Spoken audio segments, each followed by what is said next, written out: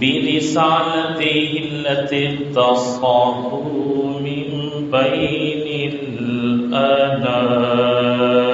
الأنام بجوامع الكلم وخواص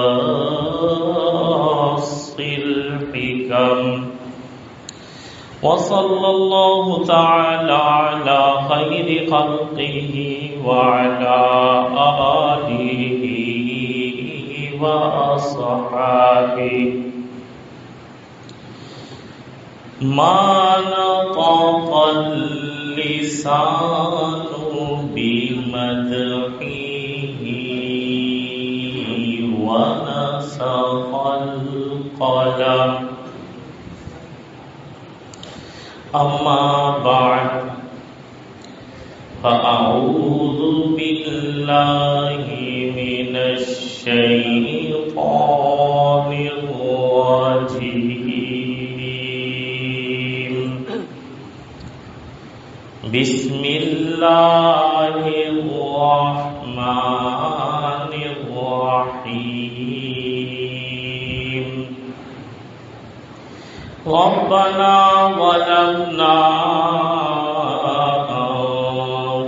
أنفسنا وإن لم تغفر لنا وترحمنا لنكونن من الخاسرين قال النبي صلى الله عليه وسلم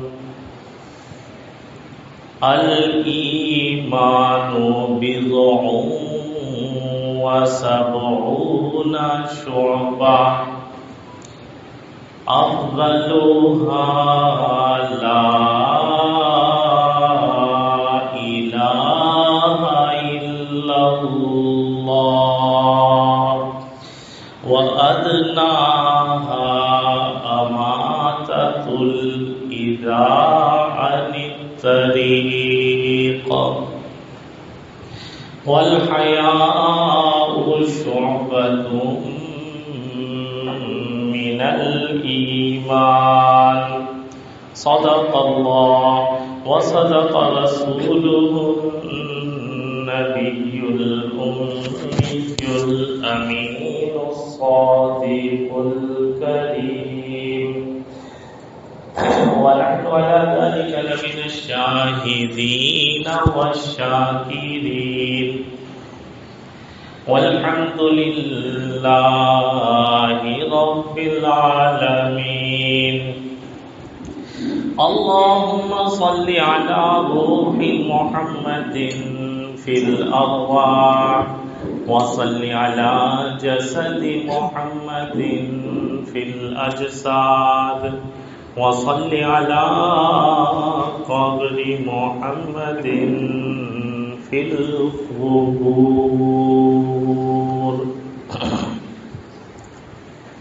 نبی کریم صلی اللہ علیہ وسلم نے ارشاد فرمایا ایمان کی 77 شاخیں الایمان بضع و سبعون شعبہ افضلها لا الہ الا اللہ سب سے افضل ایمان کی شاخ لا الہ الا اللہ ہے وَأَدْنَاهَا إِمَاطَةُ الْأَذَىٰ عَنِ الطَّرِيقِ اور ایمان کی سب سے چھوٹی شاخ راستے سے تکلیف دہ چیز کو ہٹا دینا ہے وَالْحَيَاءُ شُعْبَةٌ مِّنَ الْإِيمَانِ فرمایا حیا تو ایمان کا بہت بڑا شعبہ اور بہت بڑی شاخ ہے اس حدیث مبارکہ میں نبی کریم صلی اللہ علیہ وسلم نے ایمان کی سب سے بنیادی اور بڑی شاخ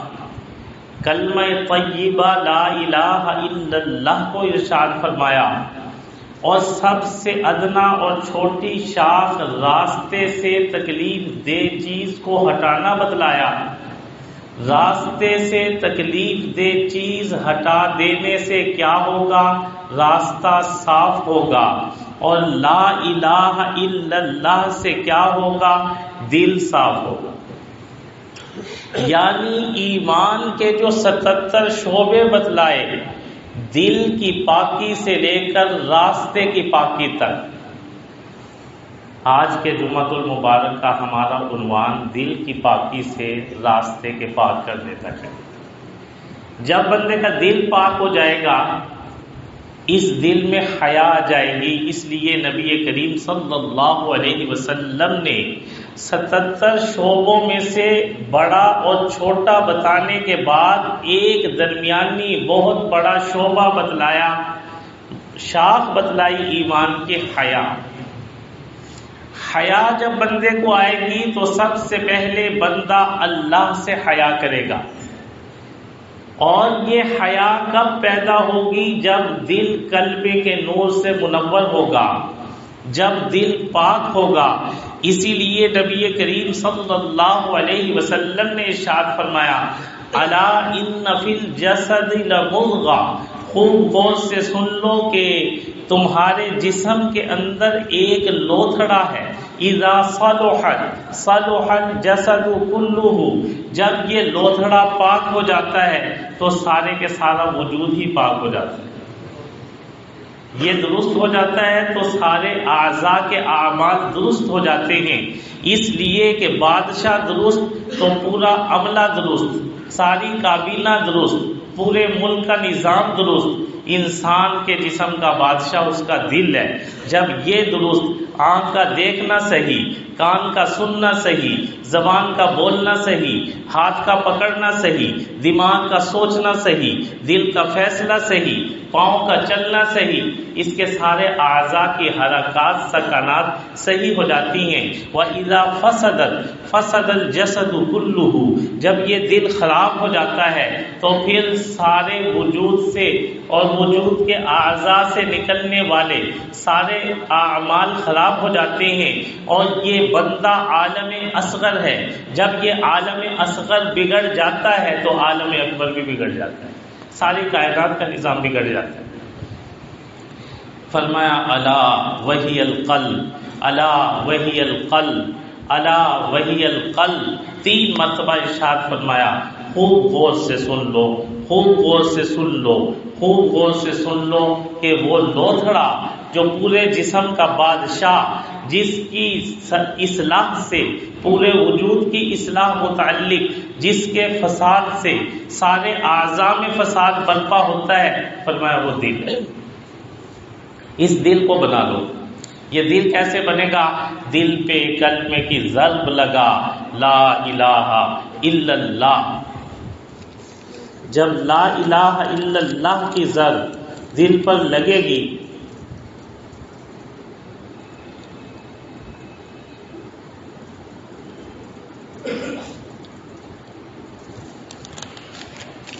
ٹھیک ہے انشاءاللہ، تو پھر اس ضرب سے دل پاک ہوں گے۔ جس تکبیر تو اب بھی ہوتی ہے مسجد کی اذاں میں، اے انور تکبیر تو اب بھی ہوتی ہے مسجد کی فضا میں، اے انور جس ضرب سے دل ہل جاتے تھے وہ ضرب لگانا بھول گئے۔ تو دل پر فرمایا کہ یہ لا الہ الا اللہ سے پاکی، جب دل میں پاکی آتی ہے، بندے کے اندر حیا آتی ہے، اللہ تعالیٰ سے حیا آتی ہے، پھر یہ کھاتے ہوئے پیتے ہوئے کوئی بھی کام کرتے ہوئے پھونک کر سوچ کر کرتا ہے، اس کی کمائی میں پاکی آ جاتی ہے۔ نبی کریم صلی اللہ علیہ وسلم نے ارشاد فرمایا، کسب الحلال فریضۃ بعد الفریضہ، سب سے پہلے تم پر فرض اللہ کا ہے، اور اللہ کے فریضہ کے ادا کرنے کے بعد حلال کمانا تم پر فرض ہے۔ اب دل پاک ہے، اعضاء پاک ہیں، کان کو لیجئے، کان کا سننا درست، آنکھ کا دیکھنا درست، سب سے بڑا عمل اور دخل بندے کی زندگی میں زبان کا ہے۔ فرمایا جرمہ قلیل، صغیر وجرمہ کبیر کثیر، اس زبان کا جو حجم ہے چند چھٹان کی یہ زبان ہے، بہت کم ہے، لیکن اس کا جرم بہت بڑا ہوتا ہے اور بہت زیادہ ہوتا ہے۔ کسی بندے کو تیر اور تلوار سے زخم لگے وہ مندمل ہو جاتا ہے، اور کسی کو زبان سے ستایا گیا ہو تو زبان سے جو زخم لگے وہ مندمل نہیں ہوتا۔ سب سے پہلے جب ہم نے اللہ سے حیا کرنی ہے، ہمارے ایمان میں جو چیزیں ہیں، ہمارے اعضاء کی جو پاکی ہے، دل کی پاکی، اس کے بعد ہمیں زبان کی پاکی کی طرف آنا ہے۔ زبان ہماری پاک ہو جائے، اس زبان سے نہ ہم اللہ کو تکلیف دیں نہ اللہ کی مخلوق کو تکلیف دیں، یہ زبان کی پاکی ہے۔ دل کی پاکی کے بعد اعضاء کی پاکی میں سے ایک زبان کی پاکی کے متعلق آج انشاءاللہ عرض کیا جائے گا۔ اس زبان کو پاک کرنے کے لیے سب سے پہلا عمل ہمیں قرآن نے بتلایا کہ ہم شکوہ چھوڑ دیں۔ حضرت یعقوب علیہ السلام کا بیٹا حضرت یوسف علیہ السلام 40 سال ان سے جدا رہا، اور وہ اللہ رب العزت سے کچھ محبت اور ناز و انداز میں شکوے کر رہے تھے۔ فرشتہ حاضر ہوا، فرشتے نے کہا الامن تشتکی، آپ کس سے شکوہ کرتے ہیں؟ حضرت یعقوب علیہ السلام نے فرمایا انما اشکو بثی وحزنی الی اللہ واعلم من اللہ ما لا تعلمون، میں شکوہ کس سے کرتا ہوں؟ اللہ ہی سے کرتا ہوں۔ بندے کا شکوہ کس سے ہو؟ یہاں سے پتہ چلا اللہ سے ہو، مگر پیارے انداز کے اندر ہو۔ حضرت مفتی تقی عثمانی صاحب فرماتے ہیں کبھی بھی اللہ رب العزت سے ایسا گلہ نہ کیجیے جس سے کہ اللہ تعالیٰ کی نعمت کی ناشکری چھلکتی ہو۔ ہر وقت اللہ رب العزت کا شکر ادا کیجیے۔ جو بھی نعمت سامنے آئے فوراً ما شاء اللہ لا قوت الا باللہ، قرآن نے ایک کلمہ سکھایا، یہ کلمہ ہم اپنا ورد زبان بنائیں، ہر نعمت پر کہیں ما شاء اللہ لا قوت الا باللہ۔ جو بندہ بھی نعمت کو دیکھ کر یہ جملہ کہہ دے گا اللہ رب العزت اس نعمت کے زوال سے اسے محفوظ فرمائیں گے، اس کے لیے اس نعمت کو سلامت فرمائیں گے، نعمت اس سے چھینے گی نہیں، اللہ تعالیٰ کی خوشنودی اس کو حاصل ہوگی۔ ہر نعمت پر شکر، کتنا شکر۔ حضرت عائشہ رضی اللہ تعالی عنہا فرماتی ہیں نبی کریم صلی اللہ علیہ وسلم جب کبھی بھی میرے حجرے میں داخل ہوتے تھے تو میرا جو حجرہ آپ کا گھر تھا اس گھر پر کہتے تھے اللہ تیرا شکر ہے کہ تو نے مجھے رہنے کے لیے گھر دیا۔ اور حضرت عائشہ فرماتی ہیں جس گھر پر رسول اللہ شکر کرتے تھے وہ گھر اتنا چھوٹا تھا کہ جب آپ رات کو تہجد پڑھا کرتے تھے تو میں ایک طرف سے لیٹتی تھی، میرے پاؤں آپ کے سجدے کی جگہ پر پہنچے ہوئے ہوتے تھے، اور ایسا نہیں تھا کہ میں کہیں اور پاؤں کر لوں اور آپ کو الگ سے نماز کی جگہ ملے، اتنا سا حجرہ تھا۔ جب آپ سجدے میں جاتے تھے میرے پاؤں پر ہاتھ لگا دیتے تھے، میں پاؤں سکیڑ لیتی تھی، آپ سجدہ کر لیتے تھے، آپ سجدے سے اٹھ جاتے تھے، میں پاؤں دراز کرتی تھی۔ دیکھیے کتنا چھوٹا سا گھر ہے اور امام الانبیاء اسی گھر پر اللہ تعالیٰ کا شکر ادا کر۔ اور ہمارے حال کیا ہے؟ ذرا کتنے ہمارے اس اعتبار سے وسیع گھر ہیں۔ نبی کریم صلی اللہ علیہ وسلم اپنے گھر کے اندر کھڑے ہو کر اگر اوپر ہاتھ کرتے تو چھت کو لگ جاتا تھا، چھت بھی اتنی نیچی تھی، ہم کہتے ہیں چھتیں بھی بڑی اونچی ہیں، گھر بھی وسیع ہیں، رہنے کے لیے الگ کمرہ ہے، پکانے کے لیے الگ کمرہ ہے، کھانے کے لیے الگ کمرہ ہے، لیکن پھر بھی شکوے اور شکایتیں ہو رہی ہیں۔ جتنے انعامات اللہ رب العزت کے اس وقت لوگوں پر ہیں، اتنے انعامات آج تک اللہ تعالیٰ کے پچھلی قوموں اور دنیا والوں پر نہیں ہوئے ہیں۔ دیکھیے پہلے بادشاہوں کو بھی ایسی سواریاں میسر نہیں تھی جو آج کی رعایا اور عام آدمی کو میسر ہے۔ پہلے کسی بادشاہ نے یہاں سے اگر اسلام آباد جانا ہوتا، آپ بتلائیے گھوڑوں پر کتنے دن میں پہنچتا؟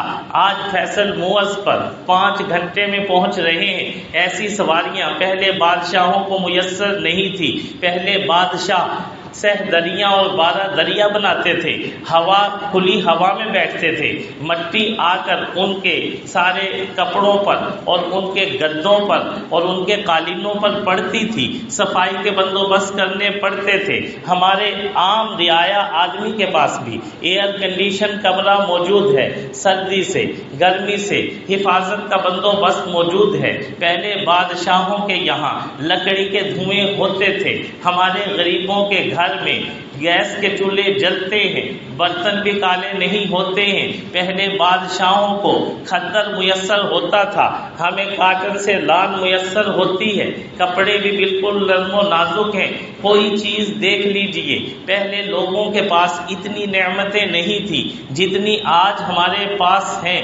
پہلے بادشاہوں کو علاج کے لیے ایسے آلات میسر نہیں تھے جیسے آج ٹیسٹ کے آلات پیدا ہو چکے ہیں۔ میں نے عرض کیا جتنی نعمتیں آج انسانوں پر اللہ کی برس رہی ہیں پہلے زمانوں میں کبھی نہیں برسی، اور جتنی ناشکریاں آج اللہ کی ہو رہی ہیں پہلے زمانوں میں کبھی نہیں۔ حضور پاک صلی اللہ علیہ وسلم کا بھی شکر دیکھیے۔ اس لیے جب دل پاک ہوگا، اعضاء پاک ہوں گے، زبان پاک ہوگی، زبان اللہ کا شکر کرے گی، شکوے نہیں کرے گی۔ صحابہ اکرام رضی اللہ عنہم اجمعین فرماتے ہیں اذا جاء الشتاء، جس وقت گرمی کا موسم آ جاتا ہے، کوئی بندہ یتمنى الصیف، سردی کی تمنا کرتا ہے، اور جب سردی آ جاتی ہے تو گرمی کی تمنا کرتا ہے۔ صحابہ کا مزاج دیکھیے، صحابہ فرماتے ہیں یہ بھی ناشکر ہے۔ جو موسم اللہ نے بھیجا ہے کہ یوں کہے گرمی لگے، سردی لگے، تکلیف ہو، اس کے ازالے کی صورتیں تو پیدا کرے۔ جو اللہ نے نعمتیں دی ہیں ان کو استعمال تو کرے، مگر یہ کہے اللہ تیرا غم بھی مجھ کو عزیز ہے کہ یہ بھی تیری دی ہوئی ایک چیز ہے۔ محبت کا تو یہ تقاضا ہے۔ تو شکوے سے بچنا پہلی چیز زبان کی حفاظت کے لیے۔ دوسری چیز اعتراض سے بچنا، کبھی بھی دوسرے پر اعتراض نہ کریں۔ اعتراض اتنا مہنگا پڑتا ہے۔ روایات میں ہے نبی کریم صلی اللہ علیہ وسلم مزدلفہ سے مینا آتے ہوئے حجۃ الوداع کے موقع پر راستے ہی میں ٹھہر گئے، اس لیے کہ حضرت اسامہ بن زید رضی اللہ تعالیٰ جو کہ آپ کے غلام سے متبنہ بنے زید، ان کے بیٹے اسامہ تھے، وہ ابھی نوجوان بچے تھے، چھوٹے بچے تھے۔ 18 سال کی عمر تو جب تھی جب نبی کریم صلی اللہ علیہ وسلم نے دنیا سے پردہ فرمایا۔ حضرت اسامہ حجۃ الوداع میں مزدلفہ میں رہ گئے۔ حضور صلی اللہ علیہ وسلم نے سارے صحابہ کو مزدلفہ سے مینا کے راستے میں ٹھہرا لیا اور انتظار ہو رہا ہے جب حضرت اسامہ آئے۔ حضرت اسامہ کا رنگ تو کالا تھا، بعض لوگوں نے یہ کہا کہ اسی کالے کلوٹے کے لیے رسول اللہ رکے رہے ہیں، رسول اللہ صلی اللہ علیہ وسلم خاموش رہے یا آپ تک یہ بات نہیں پہنچی۔ لیکن محدثین فرماتے ہیں جنہوں نے یہ کہا، نبی پر یہ اعتراض کیا، اس کا اتنا برا نتیجہ نکلا کہ ان کی جو نسلیں تھیں ان کے اندر لوگوں میں ارتداد آ گیا، وہ دین سے پھر گئے، مرتد ہو گئے۔ اعتراض اللہ کے نبی پر، اللہ کے نبی کے نائبین پر اعتراض بہت نقصان کی بات ہے، اس لیے اعتراض سے بچ جائے۔ اور معترض اپنے آپ کو عالم سمجھتا ہے، اپنے معاشرے کو درست کرنے کے لیے معترض کا جواب ہی نہ دیجیے۔ قرآن کریم نے کیا سکھلایا؟ اذا خاطبهم الجاہلون قالوا سلاما، جاہلوں کے پاس سے گزرتے ہیں کہتے ہیں سلام، بس سلامتی کے ساتھ۔ دوسری چیز کہ جب بھی بندے کے سامنے کوئی بندہ آ کر اس کی غلطی پیش کرے، اس کی لاجک پیش نہ کرے بلکہ اعتراف کرے۔ اللہ رب العزت نے قرآن کریم کے اندر شیطان کے واقعے کو بیان فرمایا کہ جب شیطان کو اللہ رب العزت نے فرمایا کہ میں نے جب تجھے کہا اذ امرتک، میں نے تجھے حکم دیا کہ آدم علیہ السلام کو سجدہ کر، پھر تو نے سجدہ کیوں نہ کیا؟ ما منعک ان تسجد اذ امرتک، جب میں نے تجھے حکم دیا کہ آدم کو سجدہ کر تو تو نے کیوں نہ کیا؟ شیطان نے لاجک پیش کرنی شروع کر دی. پہلی دلیل اس نے پیش کی، انا خیر منہ خلقتنی من نار وخلقتہ من طین، اللہ میں اس سے آدم سے بہتر ہوں، مجھے تو نے آگ سے بنایا ہے، اسے مٹی سے بنایا ہے. آگ اوپر کو اٹھتی ہے، بلندی کی طرف جاتی ہے، آگ شان والی، عزت والی، اونچائی والی ہوتی ہے، مٹی ذلیل ہوتی ہے، خار ہوتی ہے، نیچے کو دبی رہتی ہے، اسی لیے انسان کو خاکی کہا جاتا ہے. یہ خاک سے بنا ہوا ہے، تو میں اونچی شان والا اس خاکی کو سجدہ کیوں کروں؟ ایک وجہ. دوسری بات اس نے اتنی بڑی کر دی، کہنے لگا ربی بما اغویتنی، پروردگار تیرے یہاں سے میرے مقدر کے اندر جب گمراہ ہونا لکھا تھا تو میں نے گمراہی ہونا تھا. الٹا اللہ کو کہہ رہے. اللہ تعالیٰ نے فرمایا فخرج انک رجیم، میری بارگاہ سے نکل جا، تو مردود ہے. لیکن آدم علیہ السلام کے بارے میں اللہ تعالیٰ نے خود فرما دیا وَلَقَدْ أَحِدْنَا إِلَىٰ آدَمَ فَنَسِيَ، ہم نے آدم سے ایک عہد لیا تھا، بھول گیا. خود اللہ فرماتے ہیں بھول گیا. خود اللہ فرماتے ہیں فَوَسْوَسَ إِلَيْهِ الشَّيْطَانُ، شیطان نے آدم کو وسوسہ ڈال دیا. خود اللہ آدم کی طرف سے سفارشیں پیش کر رہے ہیں، آدم کی پاکی اور تبرہ کی دلیلیں پیش کر رہے ہیں، اور اللہ قرآن کے اندر کہیں فرما رہے ہیں کہ آدم علیہ السلام کے سامنے قاسمہما انی لکما لمن الناصحین، جب شیطان نے آ کر اللہ کی قسمیں کھا دی، میرے نام کی کھا دی. بتائیے آدم تو میرے نام پہ بکا ہوا، آدم تو میرا عاشق ہے، میرا نام دشمن نے بھی لیا، آدم نے اعتبار کیا ہے. اتنی سفارشیں، اتنی دلیلیں آدم کی برات کی اللہ پیش کر رہے ہیں. اس کے باوجود اللہ آدم علیہ السلام سے پوچھتے ہیں کہ بھائی میں نے آپ کو روکا تھا کہ یہ دانہ نہ کھانا، آپ نے کیوں کھایا؟ آدم علیہ السلام نے کوئی دلیل نہیں پیش کی کہ بھائی شیطان نے بہکایا تھا اور اسی طرح میں بھول گیا تھا، غلطی ہو گئی. نہیں، آدم علیہ السلام نے فوراً عرض کیا ربنا ظلمنا انفسنا وان لم تغفر لنا وترحمنا لنکونن من الخاسرین، پروردگار ہم نے اپنی جان پر ظلم کیا، اگر تو معاف نہ کرے گا، رحم نہ کرے گا، نقصان اٹھانے والوں میں سے ہو جائیں گے. قرآن نے ہمیں سبق دیا، جب غلطی سامنے آ جائے اعتراف کر لو. حضرت نوح علیہ السلام کا بیٹا ڈوب رہا تھا، حضرت نوح علیہ السلام نے اللہ تعالیٰ کو پکارا ونادى نوح ربہ رب ان ابنی من اہلی وان وعدک الحق وانت احکم الحاکمین، اے اللہ میرا بیٹا نوح ڈوب رہا ہے، آپ نے مجھ سے عہد کیا ہے کہ میرے اہل کو بچائے گا. اللہ نے جواب دیا یا نوح انہ لیس من اہلک، اے نوح یہ تیرا بیٹا صلبی بیٹا تیرے سے پیدا ہوا ہے، تیری پوچھ سے تیرے صلب سے نکلا ہوا ہے، تجھے بھی معلوم ہے مجھے بھی معلوم ہے، لیکن نسب حسب یہاں کام نہیں آتا، یہاں تو عقیدہ عمل کام آتا ہے. میں آپ کو یہ بتلا رہا ہوں تیرا صلبی بیٹا بھی تیرے اہل سے نہیں ہے. انہ عمل غیر صالح، اس کا عمل تیرے والا نہیں ہے، نیک نہیں ہے. تو نوح علیہ السلام نے نہیں عرض کیا اللہ آپ کو بھی پتہ ہے میرے صلب سے ہے، آپ تو تقدیریں بدلنا جانتے ہیں، آپ تقدیر بدل دیجئے، آپ اس کو جیسے یہ میرے حسب نسب اور صلب سے ہے ایسے اس کو میرے دین پر کر دیجئے. کچھ بھی نہیں. جب اللہ نے فرمایا انی اعیذک ان تکون من الجاہلین، اے نوح میں تجھے نصیحت کرتا ہوں اگر آج کے بعد تو نے اپنے بیٹے کے لیے مجھ سے سوال کیا جاہلوں میں سے ہو جائے گا، نبوت چلی جائے گی. حضرت نوح علیہ السلام نے اللہ رب العزت کی بارگاہ میں کوئی لاجک دلیل پیش نہیں کی بلکہ عرض کیا اے پروردگار انی اعوذ بک ان اسألک ما لیس لی بہ علم، مجھے کچھ علم نہیں ہے پروردگار، تو نے کہہ دیا نا کہ یہ تیری اولاد سے نہیں ہے، بس میں مان گیا میری اولاد سے نہیں، میں تیری پناہ چاہتا ہوں کہ تجھ سے ایسا کوئی سوال کروں تو مجھے بخش دے. فوراً اللہ رب العزت کی بارگاہ میں اقرار کر دیا. یہ اعتراف، اللہ کے سامنے اعتراف.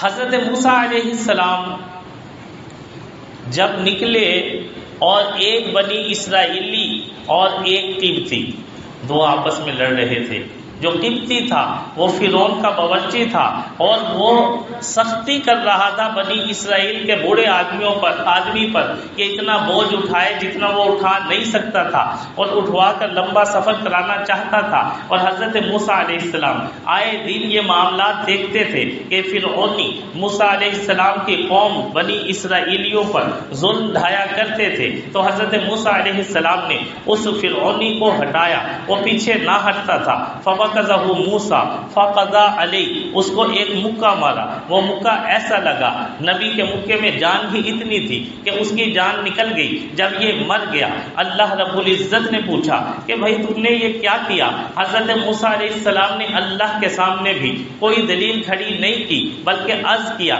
ھذا من عمل الشیطان انہ عدو مضل مبین.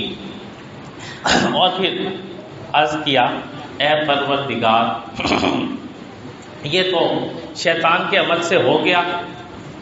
رب انی ظلمت نفسی، اللہ میں نے تو اپنے نفس پہ بڑا ظلم کیا. فاغفر لی، آپ مجھے بخش دیجئے. نتیجہ کیا نکلا؟ جب اعتراف جرم کر لیا اللہ نے فرمایا فغفر لہو. یہ جرم اللہ اور نبی کے اعتبار سے ہے، وگرنہ یہ جرم نہیں ہے. اس کے تو بہت لمبے جوابات ہیں، لیکن میں عرض کر رہا ہوں حضرت موسیٰ علیہ السلام نے کیسے اللہ کے سامنے اعتراف کر لیا. نبی کریم صلی اللہ علیہ وسلم نے دعا مانگی حجۃ الوداع کے موقع پر. اس دعا میں عرض کیا وَأَنَا الْمُعْتَرِفُ بِذَنْبِي، اللہ میں اپنے گناہ کا اعتراف کرنے والا ہوں. حالانکہ آپ گناہ سے پاک ہیں، ہم تو سراپا گناہ ہیں. ہمیں کتنا اعتراف کرنا چاہیے. رمضان المبارک جہاں بخشش کا مہینہ ہے وہاں ہمیں یہ دعوت دے رہا ہے کہ ہم اللہ تعالیٰ سے اپنی بخشش کروائیں. اور بخشش کروانے کے لیے ہمیں کیا کرنا پڑے گا کہ اللہ کے سامنے بھی، اللہ کی طرف سے بھی جب ہماری کوئی غلطی سامنے آ جائے، قرآن و سنت کی روشنی میں ہماری کوئی غلطی ہمارے سامنے آئے، فوراً ہم اعتراف کریں، توبہ کریں. اس سے ہماری زبان محفوظ ہوتی چلی جائے گی. حضرت عبداللہ بن مسعود رضی اللہ تعالی نماز پڑھ رہے تھے. نبی کریم صلی اللہ علیہ وسلم نے بلایا تو تھوڑی سی تاخیر کے بعد نماز سے سلام پھیرا اور جواب دیا. نبی کریم صلی اللہ علیہ وسلم نے فرمایا عبداللہ بن مسعود میں نے آپ کو بلایا اور آپ نے فوراً جواب نہ دیا. عرض کیا اللہ کے نبی میں نماز میں تھا. نبی کریم صلی اللہ علیہ وسلم نے ارشاد فرمایا کیا آپ نے قرآن کی یہ آیت نہ سنی یا ایھا الذین آمنوا استجیبوا للہ والرسول اذا دعاکم، اے ایمان والو اللہ اور رسول جب بھی تمہیں پکارے تم فوراً جواب دیا کرو، ان کی پکار پر لبیک کہا کرو، چاہے تم نماز میں تھے. تمہیں نماز توڑ کر بھی مجھ محمد الرسول اللہ کی بات کا جواب دینا اس آیت کی وجہ سے لازم تھا. حضرت عبداللہ بن مسعود رضی اللہ تعالیٰ عنہ نے یہ نہیں کہا کہ مجھے آیت سمجھ نہیں آئی، بس یہ فرمایا کہ آج کے بعد میں ایسا نہیں کروں گا. فوراً اعتراف کر لیا اور رجوع کر لیا اپنے معاملے سے.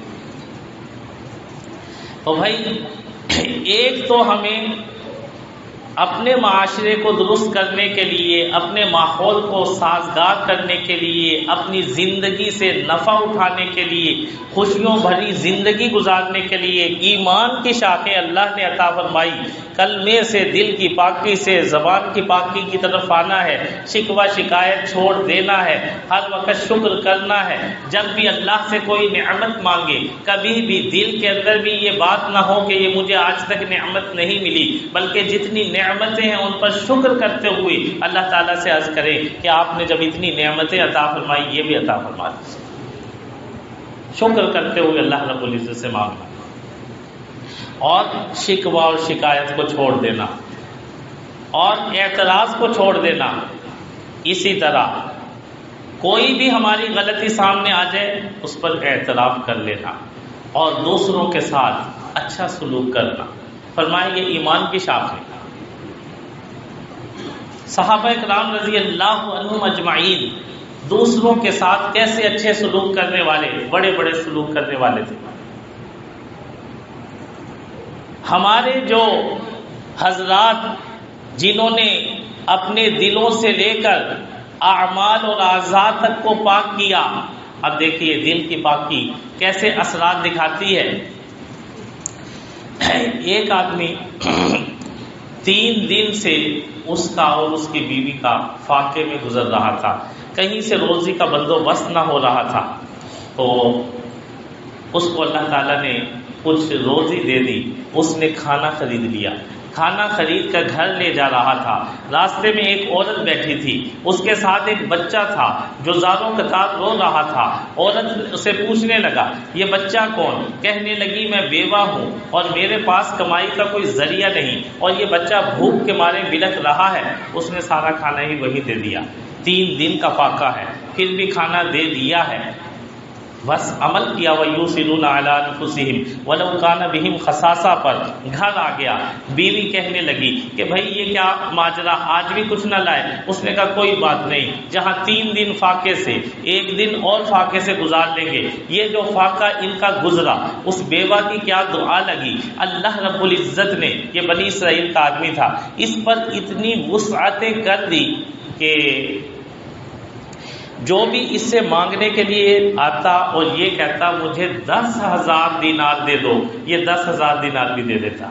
بنی اسرائیل میں مشہور ہو گیا کہ یہ مانگنے پر 10,000 دینار تک دے دیتا ہے۔ جب یہ فوت ہو گیا، بعد میں کسی کو خواب میں ملا تو اس نے پوچھا بھائی تم تو 10,000 دینار مانگنے والے کو دے دیا کرتے تھے، تمہاری تو بخشش کیا مشکل تھی، اتنی سخاوت کے تمہارے دریا بہہ رہے تھے۔ اس نے کہا جب میں اللہ کے دربار میں پیش ہوا، فرشتوں نے کہا کہ تم اللہ کے دربار میں کیا لے کر آئے؟ میں نے کہا کہ دیکھو اللہ تعالیٰ نے مجھے کتنی توفیق دی، مانگنے والے کو 10,000 دینار بھی دیا کرتا تھا۔ فرشتوں نے کہا وہ جو 10,000 دینار دیتے تھے اس کی اتنی شہرت ہوئی، وہ شہرت کا نفع دنیا میں مل چکا، اب یہاں آخرت میں اس کا کوئی بدلہ نہیں۔